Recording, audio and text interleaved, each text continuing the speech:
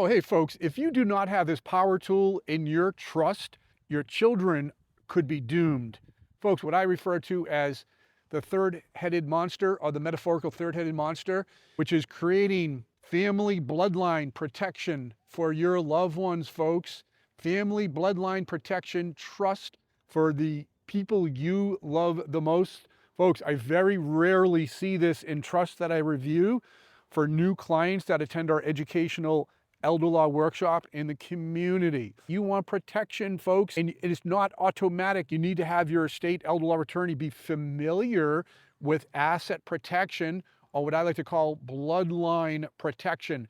Folks, this is the magic language. I want you to write this down. So when you meet with your estate elder law attorney, you can quiz them and say, hey, is this an outright gift to my children? I want more than that. I want a protected gift and a family bloodline protection subtrust. So if they're going through times of turmoil, a lawsuit, an automobile accident, a contentious divorce where the in-laws will turn into outlaws because inheritance assets legally become marital assets up for division of the marital assets in the divorce court.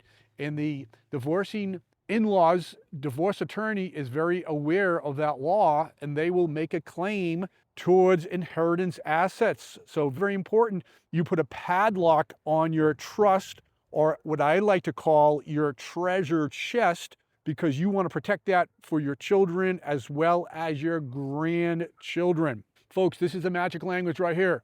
It's called ascertainable standards. Ascertainable standards. And it's what we call the HEMS standard, H-E-M-S.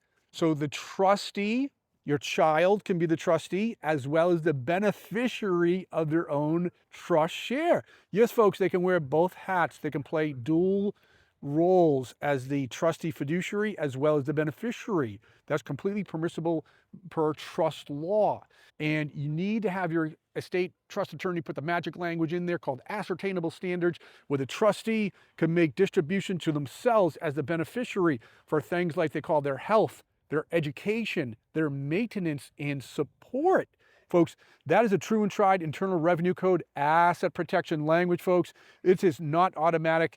And the great news, folks, if you are living in the Commonwealth of Massachusetts, there is Massachusetts case law, the Phil and Saul case, 2016, out of Norfolk County, a contentious divorce court case where the divorce court judge said, hey, the assets in this trust, 60% of them are going to go to the divorcing spouse. The husband's attorneys appealed it to the Massachusetts Supreme Court, and they overruled the divorce court judge and said, you can't get the assets in that bloodline asset protection trust because they crossed the T's and dotted the I's. It complied with the Internal Revenue Code asset protection language. So it's very powerful. That case here, the Phil and Saul case, basically ruled that asset protection is alive and well in the Commonwealth, folks. However, it is not automatic.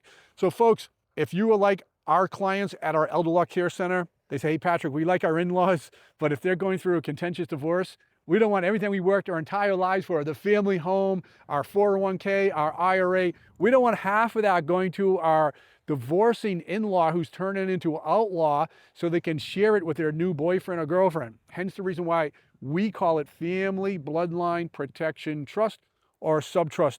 Folks, hopefully you found this educational video helpful. If so, please leave a comment.